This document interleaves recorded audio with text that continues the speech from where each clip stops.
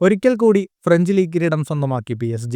ഇന്ന് ആംഗേഴ്സിനെ പരാജയപ്പെടുത്തിയതോടെയാണ് ലീഗ് കിരീടം PSG ഉറപ്പിച്ചത്.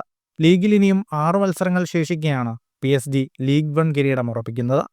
PSGയുടെ 13ാം ലീഗ് 1 കിരീടമാണിത്. പാർക്ക് ഡെസ് പ്രിൻസസിൽ നടന്ന മത്സരത്തിൽ എതിരില്ലാത്ത ഒറ്റ ഗോളിനായിരുന്നു PSGയുടെ വിജയം. 55 മിനിറ്റിൽ യുവതാരം ഡിസൈർ ഡുവാണ് PSGയുടെ വിജയ ഗോൾ നേടിയത്. ഈ സീസണിൽ ലീഗ് 1-ൽ ഇതുവരെ ഒരു മത്സരവും PSG പരാജയപ്പെട്ടിട്ടില്ല. 28 മത്സരങ്ങളിൽ 23 വിജയവും 5 സമനിലയുമാണ് എൻറിക്കയുടെ സംഘം സ്വന്തമാക്കിയത്. ശേഷിക്കുന്ന 6 മത്സരങ്ങൾ കൂടി പരാജയപ്പെടാതിരുന്നാൽ ഫ്രാൻസിൽ ഒരു പരാജയം പോലും അറിയാതെ ലീഗ് കിരീടം സ്വന്തമാക്കുന്ന ആദ്യ ടീമായി PSG മാറും.